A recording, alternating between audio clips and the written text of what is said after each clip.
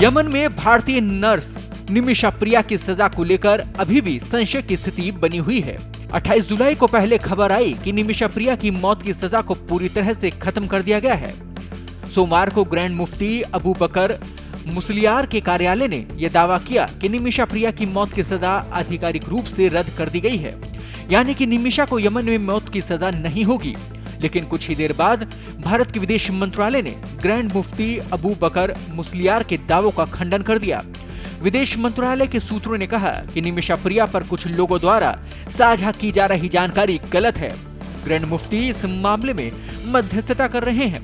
विदेश मंत्रालय के इस बयान के बाद निमिषा प्रिया की स्थिति को लेकर अनिश्चितता पैदा हो गई है।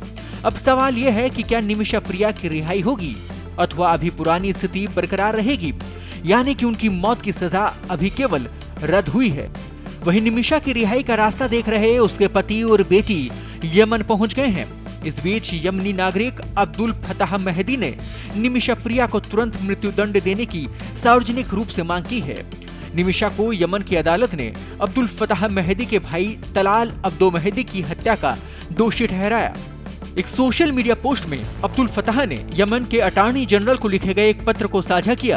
अंग्रेजी वेबसाइट ऑन मनोरमा के अनुसार इसमें उन्होंने यमन के अटॉर्नी जनरल से जोर देकर कहा कि उनका परिवार बिना किसी देरी के इस फैसले को लागू करने की मांग करता है। 25 जुलाई को भेजे अपने पत्र में अब्दुल फताह ने लिखा कि निमिषा प्रिया को मौत की सजा के आदेश को यमन की सुप्रीम पॉलिटिकल काउंसिल से अंतिम स्वीकृति मिल गई है। आपको बता दें कि निमिषा की सजा 16 जुलाई को निर्धारित थी, लेकिन भारत की मजहबी नेताओं की ओर से हुई मध्यस्थता के प्रयासों के बाद इसे अनिश्चित काल के लिए टाल दिया गया था। अब्दुल फताह ने इस देरी की निंदा करते हुए कहा था कि उनके परिवार ने सभी सुलह और मध्यस्थता के प्रयासों को स्पष्ट रूप से स्वीकार कर दिया है, क्योंकि अपराध सभी सीमाओं को पार कर गया था। इस बीच नर्स निमिषा की 13 साल की एकमात्र बेटी मिशेल और उनके पति उसकी रिहाई की राह देख रहे हैं। दोनों ही कुछ मध्यस्थों के साथ यमन की राजधानी सना पहुंच गए। निमिषा की बेटी ने बेहद भावुक अपील करते हुए कहा कि आई मिस यू मम्मी, मैं आपसे बहुत प्यार करती हूँ मम्मी, कृपया मेरी माँ को घर वापस लाने में मदद करें, मैं उनसे मिलना चाहती हूँ।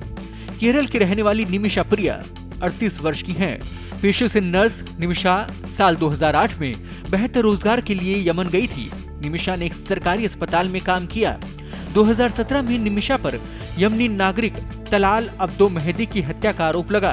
बाद में उन्हें दोषी पाया गया। अब उनकी मौत की सजा को लेकर लगातार नई खबरें और प्रतिक्रियाएं सामने आ रही हैं। ताजा अपडेट्स और बड़ी खबरों के लिए बने रहें पत्रिका के साथ। मैं हूं आपके साथ कृपाशंकर शर्मा। देश दुनिया की ताजा खबरें और वीडियोस के लिए अभी डाउनलोड करें पत्रिका ऐप।